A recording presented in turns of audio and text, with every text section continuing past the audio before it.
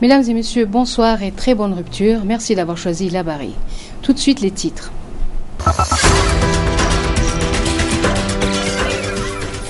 Incendie ce matin au Nouveau Marché. Pas de perte en vies humaines, mais on déplore d'importants dégâts matériels.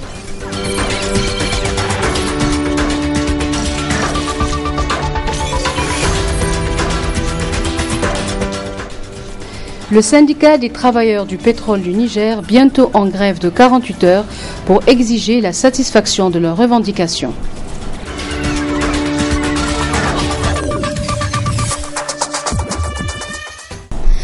Les acteurs de la société civile interpellés après la déclaration du collectif Sauvons le Niger à la police judiciaire ont animé un point de presse. Objectif, expliquer à l'opinion nationale les conditions dans lesquelles les interpellations ont été faites.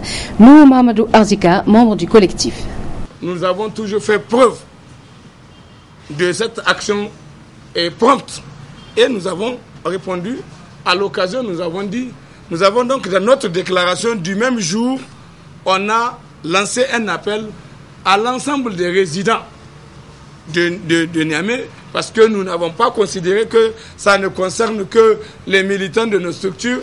Il s'agit de ce que nous faisons en direction des citoyens nigériens. Donc, si nous avons une voix qui porte en direction des Nigériens, on peut la mettre à contribution pour contribuer à la mobilisation de nos compatriotes.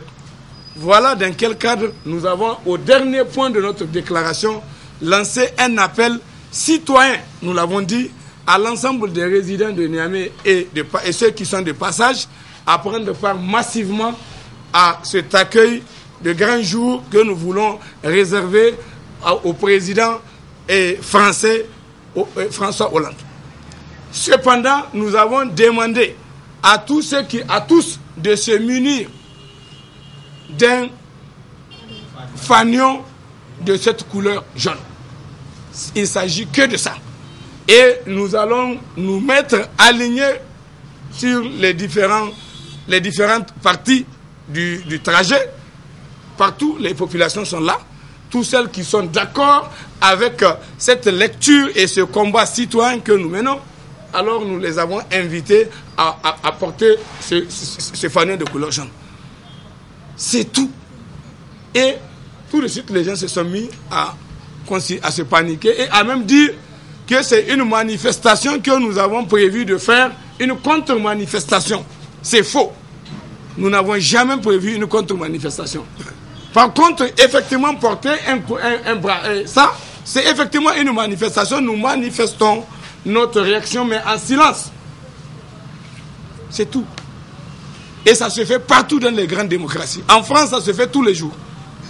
Tout le monde a même vu à la télévision le 14 juillet, pendant que François Hollande en France était en train de faire le trajet, il est arrivé à un certain niveau. Il y a même des gens qui se sont permis de le huer en citoyen français. Mais nous, ce n'est pas de notre culture. Non seulement ça ne relève pas de notre éducation, et en plus, ce n'est pas de notre culture de huer un chef. De cette façon. Et surtout, comment on appelle ça, un étranger. Nous avons pensé que c'est un gentleman qu'il nous fallait faire ce que nous avons fait. Et nous avons vraiment remercié Dieu que ce que nous avons voulu, très modeste et assez réduit, j'allais dire de portée mineure, à cause de l'intervention fasciste de certains responsables au sein du système du pouvoir, ils nous ont rendu un très grand service en procédant à notre interpellation très tôt. D'abord la veille, le jour même de la déclaration. Ensuite, et le lendemain, très tôt le matin, on est parti nous enlever de chez nous. On devait être 7. Malheureusement pour eux, sur les 7, les 3 même sont absents de la ville de Niamey. Point de presse du gouverneur de la région de Niamey ce samedi. Il s'agit pour Hamidou Garba de remercier toute la population de la région de Niamey pour sa mobilisation pour accueillir le président français François Hollande. Le gouverneur Hamidou Garba. Nous avons eu droit à une mobilisation inédite. Nous avons eu droit à une organisation parfaite de cette visite. C'est l'occasion pour moi de rendre un hommage mérité et tous mes remerciements à tous ceux qui, de près ou de loin, ont contribué à la réussite quand même de cette mobilisation. Il s'agit particulièrement des partis politiques, membres de la mouvance présidentielle, qui n'ont ménagé aucun effort, en tout cas pour mobiliser l'ensemble de leurs militants sur le trajet conjoint de l'aéroport à la présidence de la République. Je voudrais remercier aussi les organisations féminines, le Conseil national de la jeunesse, les FADA, les colonies étrangères vivant au Niger. Je voulais également remercier les chameliers et les cavaliers venus de la région de Tawa et de la région de Tillabéri.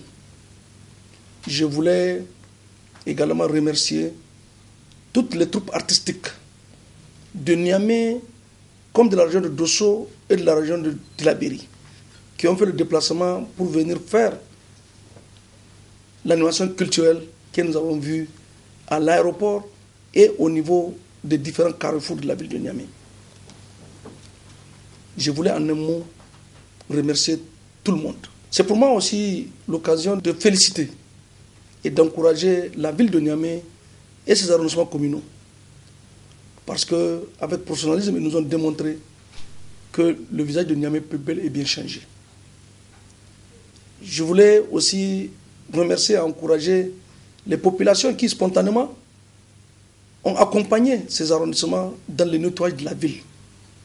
En tout cas, ce qui a permis à donner une autre image de Niamey qui n'est pas celle qu'on connaissait depuis longtemps. C'est-à-dire tout simplement qu'à partir de cet instant, je voulais lancer un appel à la population de Niamey pour qu'on comprenne que nous devons tous travailler ensemble. Nous devons faire en sorte que notre ville soit la plus accueillante, la plus charmante que possible. Je voudrais également remercier très sincèrement les chefs traditionnels, les associations islamiques,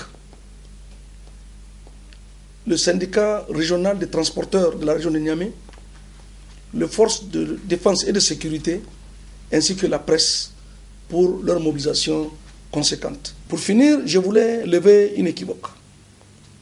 Parce que sur une dépêche de l'AFP, nous avions pris connaissance d'un écrit comme quoi que certains membres de la société civile,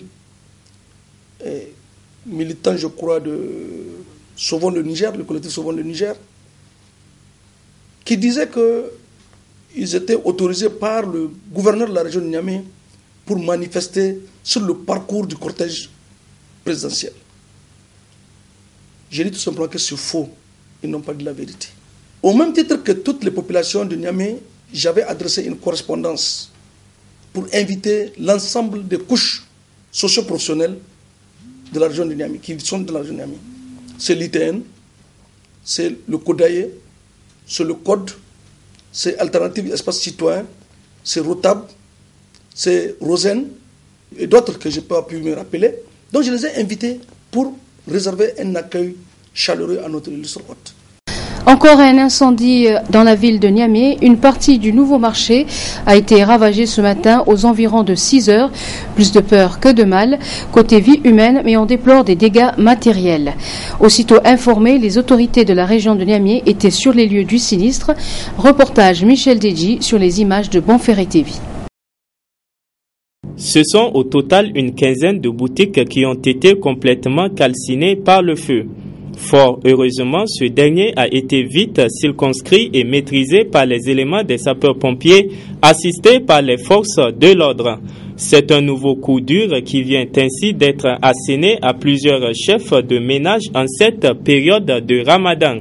C'est une déception totale chez nous ici parce que nos camarades ils sont plus au nombre de 17, j'espère, ou bien c'est 15.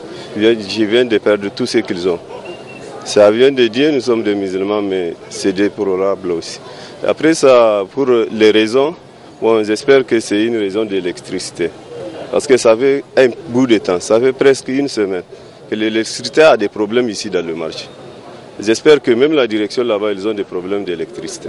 Hier soir, même les agents de la Nizelec sont dans le marché pour rétablir les compteurs. Selon le gouverneur de la région de Niamey, ces pertes immenses seraient dues à l'anarchisme qui continue à régner dans les différents marchés de la ville de Niamey. Ce n'est pas bien.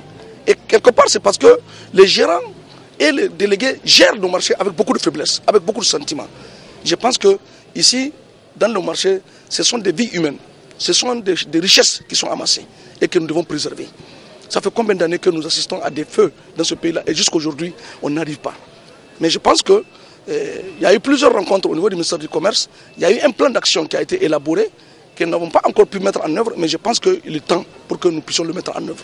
En attendant donc une mise en application de ces dispositions sécuritaires, une enquête est ouverte afin de trouver les causes réelles de cet incendie.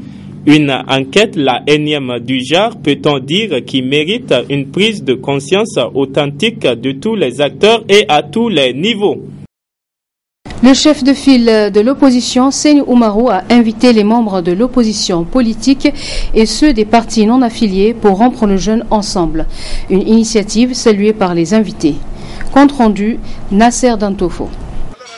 Ils ont presque tous répondu à l'invitation du chef de file de l'opposition pour rompre le jeûne chez lui. Le président de l'Alliance pour la réconciliation, la démocratie et la République, Mohamed Ousmane, les présidents des autres partis de l'opposition, les députés nationaux de l'opposition et les partis non affiliés ont rompu le jeûne ce vendredi ensemble en toute convivialité et confraternité. L'initiative du président El Seyni Oumarou est une initiative d'abord de solidarité. Solidarité qui est un des fondements de l'islam et de fraternité, et aussi un fondement de notre religion. Et il faut se féliciter justement qu'à l'orée de son départ pour la Umrah, qu'il ait associé tous ses frères, tous ses amis, tous ses parents, tous ses alliés politiques pour d'abord prier ensemble, pour demander au bon Dieu sa grâce et pour que nous tous ensemble nous prions pour le bien-être de nos populations et pour le bonheur de notre peuple. Nous avons estimé que c'est une très bonne chose que de venir partager avec lui la rupture du jeûne, surtout pour ses grandes qualités d'opposant et de religieux. C'est une très belle initiative. L'opposition qui se retrouve toujours forte, toujours soudée. Et pendant ces mois bénis de Ramadan, je crois que c'est tout à fait logique que les chefs de file de l'opposition testent cette solidité. L'occasion a été saisie par les invités pour lancer un appel à la retenue à l'ensemble de la classe politique nationale. Ce que nous pouvons appeler à la classe politique nigérienne, c'est un peu de discernement. Car l'histoire tourne. Et que de ce fait, nous, les aînés, dans la politique au Niger, en tout cas par rapport à la nouvelle classe née de la conférence nationale, nous devons de tempérer les élans des uns et des autres et de travailler vers une unité pour que la démocratie s'implante dans notre pays, car les vestiges d'un discours souvent hargneux ne sont pas propices, justement, surtout en cette période de Ramadan, et propices à l'apaisement des cœurs et des esprits. L'appel que nous lançons à la classe politique nigérienne, c'est de revenir sur un sursaut national pour créer les conditions et de travailler ensemble pour aller vers des élections libres, transparentes et équitables. Si on va dans les mosquées et écouter les religieux de notre pays, l'appel est unanime. C'est la paix sociale. Et cette paix, c'est dans les cœurs et dans les esprits des hommes et des femmes. Je crois que nous ne pouvons pas déroger à cet esprit qui est tout à fait un esprit constructif. pour notre pays, même si de l'autre côté, nous savons qu'il y a ce qui malheureusement pendant ce mois béni de Ramadan, c'est plutôt une haine viscérale. C'est pour la deuxième fois que le chef de file de l'opposition invite ses alliés et amis de l'opposition politique pour rompre le jeûne ensemble. Un geste de bienfaisance recommandé par la religion, surtout pendant ces mois bénis de Ramadan. La Oumma islamique a entamé la dernière décade de ce mois béni de Ramadan, une décade pleine de vertus au cours de laquelle il est recommandé aux fidèles de chercher la nuit du destin appelée Laylatul Qadr. Précision avec Sheikh Ben Salah. La nuit de Qadr, Laylatul Qadr, est à rechercher dans les nuits impaires de la dernière décade du mois béni de Ramadan. 21e nuit, 23e nuit, 27e nuit, 25e nuit, 27e nuit, 29e nuit, c'est possible, selon la volonté de Dieu. Il se passe que, c'est un constat que j'ai fait, les mosquées sont pleines les nuits impaires, au-delà de leur capacité architecturale. Et les rangs sont un peu clairsemés, même si les rangs doivent être bien alignés, il n'y a pas de problème. Mais derrière, on constate qu'il y a des espaces vides. La mosquée n'est plus pleine les nuits paires. S'il vous plaît, je n'ai pas à vous juger. Mais estimez-vous que c'est beaucoup que de consacrer 10 nuits dans un mois à Allah subhanahu wa ta'ala dans l'intention d'obtenir plus de 83 ans et 4 mois de culte pur et sincère à Allah subhanahu wa ta'ala? C'est la question que je vous pose. Et j'interpelle vos consciences. Cherchez à répondre à cette question. Et qu'Allah nous permette à tous de remplir les mosquées, pas seulement pendant les nuits impaires, mais aussi pendant les nuits impaires. Surtout que la nuit peut être paire au Niger et impaire au Nigeria et vice-versa. De grâce, tel que le messager l'a dit, recherchons Laylatul Qadr pendant toute la dernière décade du mois béni de Ramadan. Raison pour laquelle d'ailleurs, la dernière décade du mois béni de Ramadan, c'est la crème de la crème, le meilleur du meilleur. Si tout le mois de Ramadan est miséricorde, tout le mois de Ramadan est bénédiction, la dernière décade constitue la crème de la crème, parce que la dernière décade est surnommée par le messager d'Allah sallallahu alayhi wa sallam Itqun minan nar. La première décade est rahma, miséricorde, deuxième décade pardon des péchés, mais la troisième décade est Itqun minan nar, dispense de l'enfer, affranchissement de l'enfer, pour celle-là et ceux-là qui dans la Ummah de Muhammad sallallahu alayhi wa sallam y étaient destinés, s'il vous plaît. Et là, quand par la grâce de Dieu, ils reviennent vers Allah repentant, d'un repentir sincère, eh bien, les péchés, aussi grands fussent-ils, aussi nombreux fussent-ils, aussi compliqués fussent-ils, que quelqu'un ne vous écarte pas en vous disant que là c'est trop grand. Rien n'est trop grand pour le Seigneur. Et surtout pendant cette dernière décade du mois béni de Ramadan, qui est le moment de la grande lessive, de la grande toilette. Vous savez, d'une prière à l'autre, efface les péchés. D'un vendredi à l'autre, efface les péchés. Pour les péchés qui résistent, le grand brossage, c'est la dernière décade du mois béni de Ramadan. Allah passe l'éponge. Pour peu, on revient vers lui, repentant des repentirs sincères. Raison pour laquelle, justement, pendant cette dernière décade, le messager d'Allah sallallahu alayhi wa sallam, selon ce que nous rapporte de lui, notre mère Aïcha, radiallahu anha, lorsque la dernière décade du mois béni de Ramadan entrait, eh bien, écoutez, quand même, pendant tout le mois, le messager et ses compagnons, qu'Allah les agrée tous, sont dans le mouvement, sont dans l'adoration pure et sincère à Allah subhanahu wa ta'ala. D'ailleurs, le messager d'Allah sallallahu alayhi wa sallam dit que lorsque le croissant lunaire du mois béni de Ramadan apparaissait au firmament, Allah ordonnait à ses anges, transporteurs de son arche, d'arrêter de lui rendre les louanges. Pourquoi? Pour demander pardon pour la Ummah de Muhammad sallallahu alayhi wa sallam, pour prier pour la Ummah de Muhammad sallallahu alayhi wa sallam. Maintenant, quand la dernière décade intervient, selon notre mère Aïcha, radiallahu anha, le messager d'Allah sallallahu alayhi wa sallam pliait sa couche ou sa natte, pour vous dire que il n'est plus question de dormir. L'agence de pèlerinage et de la Umrah Al-Izza procède à un encadrement de ses futurs pèlerins par un accomplissement de ce pilier de l'islam. L'information de cette journée a essentiellement porté sur les invocations. Compte rendu Adam Ousmana et Halilou Bourema.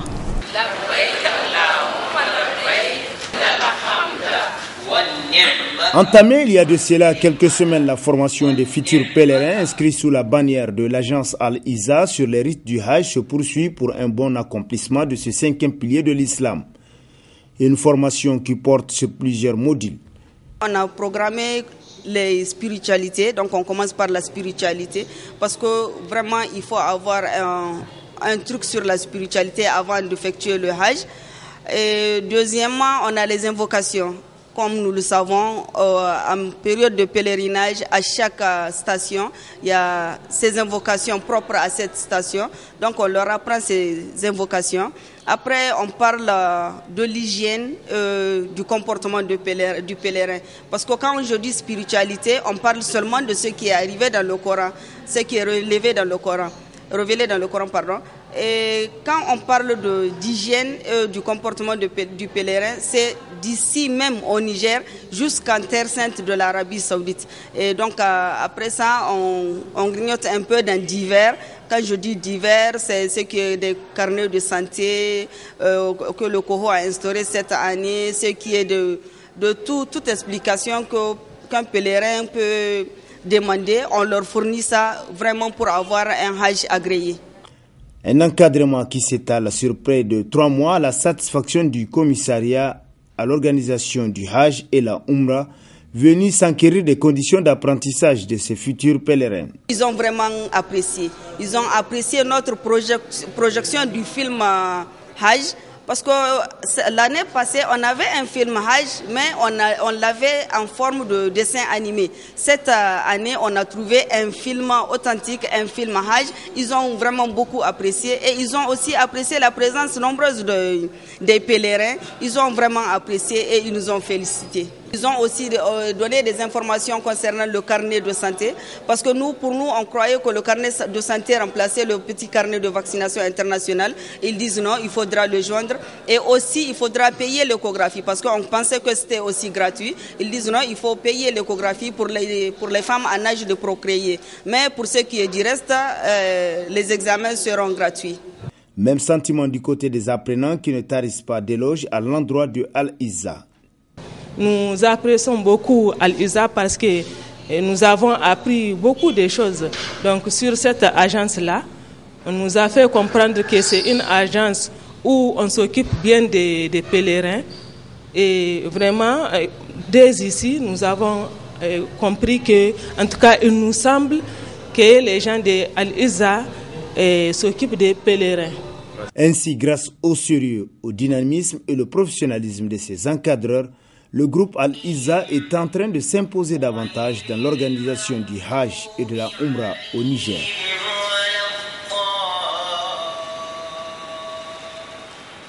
Situation difficile pour les travailleurs du pétrole du Niger. Leur syndicat projette d'aller en grève de 2 jours la semaine prochaine. Un arrêt de travail pour exiger la prise en compte de leurs revendications par leurs employeurs. Reportage Hassan Saleh Mustafa et Omar Moussa. L'exploitation de l'homme par l'homme. Les travailleurs du pétrole du Niger se fâchent contre leur employeur et du coup ils tapent du poing sur la table pour exiger la prise en compte de leurs revendications en vue d'améliorer leurs conditions de vie et de travail. Des revendications détaillées dans une plateforme revendicative soumise à qui de droit par le syndicat national des travailleurs du pétrole. Suite à ces négociations, un protocole d'accord a été signé le 8 mai 2014 par l'ensemble des parties prenantes. Toutes choses nous ayant permis de croire à une résolution définitive des préoccupations ainsi soulevées. Au terme du délai de la mise en application du protocole d'accord signé, une réunion d'évaluation du niveau d'exécution a été faite le 15 juillet 2014 au ministère de l'Énergie et du Pétrole. À notre grande surprise, nous constatons que le protocole d'accord n'a pas été respecté, car la majorité des points n'ont pas trouvé satisfaction. Tout en restant prêts au dialogue, les travailleurs du pétrole du Niger se mobilisent pour faire aboutir leurs revendications. En guise d'avertissement, le SYNATRAP menace d'observer une grève de 2 jours le 22 et 23 juillet prochain. L'Union syndicale progressiste des travailleurs a tenu ce samedi les travaux de son conseil central, une instance supérieure de cette centrale syndicale USPT qui permet d'orienter et de contrôler l'action du bureau exécutif national. Compte rendu à Soumanachina. Le Conseil central est pour l'Union syndicale progressiste des travailleurs l'instance supérieure des décisions entre 2 congrès selon les dispositions statutaires de cette centrale syndicale USPT. À ce titre, Elle oriente et contrôle l'action du Bureau exécutif national et précise les tâches à exécuter. Elle veille à l'application des décisions du Congrès. Elle prend toutes les dispositions nécessaires pour assurer le bon fonctionnement des organes de l'USPT. Elle entend le rapport semestriel d'activité de chaque syndicat ou fédération affiliée à l'USPT. Le Conseil central pourvoit aux postes vacants ou aux postes dont les titulaires sont frappés par une sanction due à un absentéisme exagéré et ou chronique. C'est donc à toutes ces tâches que va s'atteler le président du Conseil central de l'USPT qui se tient par coïncidence au lendemain de la mise en place de la Commission nationale des élections professionnelles CONEP. Occasion pour le secrétaire général de l'USPT d'évoquer tout l'intérêt qu'accorde cette centrale à ces élections. Avec des élections bien organisées, démocratiques et transparentes, je fonde espoir que les travailleurs accorderont leur confiance largement à l'USPT pour un avenir meilleur du syndicalisme nigérien. En attendant, le président du Conseil central nous offre l'opportunité de réfléchir pour identifier des voies et moyens susceptibles de contribuer au renforcement des capacités d'organisation de l'USPT. L'USPT, qui prône un syndicalisme alternatif, est créé sans autre forme de manipulation extérieure et pour un partenariat sincère avec le gouvernement. Notre organisation est naturellement contre les politiques néolibérales, les politiques économiques et sociales initiées par les institutions financières internationales, contraires aux intérêts supérieurs du peuple nigérien et des travailleurs. L'USPT accorde une priorité à la formation syndicale pour que cela fasse davantage la grandeur de la dite organisation syndicale. C'est pourquoi son secrétaire général a demandé à chacun des militants de s'abstenir de se conduire en citoyen ou mensal pour bien servir la cause nationale et la classe des travailleurs. Suite à l'intervention de Issoufou Bachar, membre fondateur du CDS Rahama, sur nos antennes relativement aux tractations ayant conduit à la création du parti, un autre membre fondateur, Sanoussi Jakou, a souhaité apporter des précisions sur cette question qui fait toujours polémique. Ce que je rappelle à Issoufou Bachar, fraternellement, ceci, il n'y a pas de querelle entre lui et moi, c'est ceci. Il y a deux problèmes. Leur association des Inders Amaka et la tentative qu'ils ont faite au moyen de Amaka de créer un parti. Et ils ne sont pas parvenus. Et Alissé vous les en a empêchés. Tout ce que Issoufou Bachar a raconté hier est relatif à cette période-là. Et en ce moment-là, nous, on n'était pas avec eux. Nous étions ailleurs en train de vouloir créer des partis. Et je te dis que nous en avons déjà créé un qui s'appelle UDP Amench. Donc eux, au niveau de Amaka, ils ont fait beaucoup de tractations. Nous, on ne connaît pas ces tractations-là. Tout ce qu'il vous dit à propos de la tractation dans le cadre de Amaka, prenez ça pour argent comptant. Moi, je ne suis pas là-dedans, je ne suis pas au courant. Je suis au courant de ce qui s'est passé entre nous dans le cadre de la création de la CDS Rahama. Et pour moi, les événements ayant conduit à la création de CDS Rahama datent de la fin du mois de novembre 1990 et du début du mois de décembre de la même année 90. Les gens de Maradi ont beaucoup insisté auprès de moi pour que je vienne avec eux et qu'on rejoigne les Indérois et les gens de Tawa pour créer un parti. J'ai refusé au moins 10 fois. Les gens de Maradi, conduits par Elil Letari Bako, qui est là, c'était mon ami et c'est mon jeune frère. Et il peut vous le certifier. Et il devait venir ici. Donc, à plusieurs reprises, les Elil Letari sont allés me démarcher pour que j'accepte de venir prendre la tête des gens de Maradi pour rejoindre ceux des Inders et de Tawa. j'ai refusé parce que j'avais déjà un parti qui s'appelle le UDP Aminchi. Mais, parallèlement aux sollicitations des gens de Maradi, il y avait mes entretiens avec Moussa Saleh Zouzou et Maman Ousmane. Et c'est comme ça que j'ai été amené à accepter d'aller avec les gens de Maradi rejoindre les gens des Zender et de Tawa. Donc un samedi, nous avons réuni l'association des gens de Maradi qui s'appelle Madalla. Et je jure par Dieu, au nom de Dieu et sur le Coran, et il peut vous le certifier, que c'est moi qui ai donné le nom Madalla à cette association-là. J'ai fait un jeu de mots mutuel d'art pour le développement de l'amitié et des liens. C'est moi. Ce n'est pas quelqu'un. Maintenant, si Issou Bachar, par ailleurs, avait parlé de la création d'une association des gens de Maradi, moi, je n'en sais rien et je n'étais pas au courant. Cérémonie consacrée au concours de production de sketchs sur les violences sexuelles ce matin à la Maison des Jeunes Djadou Sékou, une initiative de l'ONG SOS Femmes et Enfants victimes de violences familiales qui a mis en lice 4 régions du Niger. Compte rendu Youssouf Omar et Aboubakar Souley. Maradi, Zender, Agadez et Niamey. Ce sont les 4 régions choisies par l'ONG SOS Femmes et Enfants victimes de violences familiales pour le concours de production de sketchs par les jeunes sur les thématiques du harcèlement sexuel des femmes et des filles et l'exploitation des jeunes filles domestiques. Au Niger, les femmes et les jeunes filles en matière de violences sexuelles sont surtout exposées au harcèlement sexuel et au viol, notamment en milieu scolaire, avec le risque de contracter les IST-VIH-Sida. Les conséquences à cet état de fait sont multiples, notamment psychologiques. Traumatisme, dépression, perte d'estime de soi, de confiance en soi, délinquance juvénile, etc. C'est dans la perspective d'éradiquer ces violences basées sur le genre, éradication posée comme un défi, que l'ONG SOS Femmes et Enfants victimes de violences familiales s'est engagée à exécuter le projet intitulé « Appui à la lutte contre les violences sexuelles ».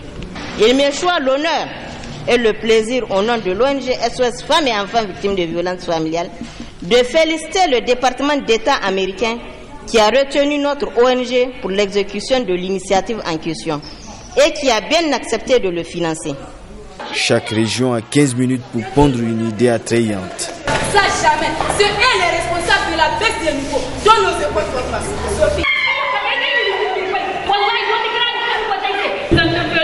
Pour l'application de toutes les mesures.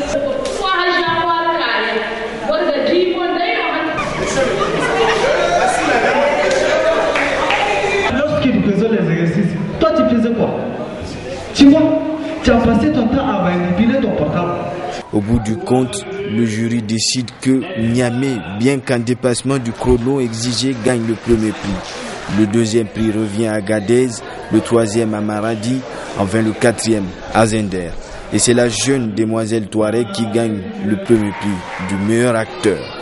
Le gouverneur de Niamey, émerveillé par cette idée de SOS FEV, a demandé de s'adresser au public. Le sketch primé, c'est-à-dire celui de Niamey, sera enregistré sur CD pour servir d'outil d'animation dans les espaces américains du Niger. C'est la fin de ce journal, merci de l'avoir suivi. À présent, la partie magazine où je propose de vous suivre l'intégralité du point de presse des membres du collectif Sauvons le Niger interpellés par la police. Très bonne réception.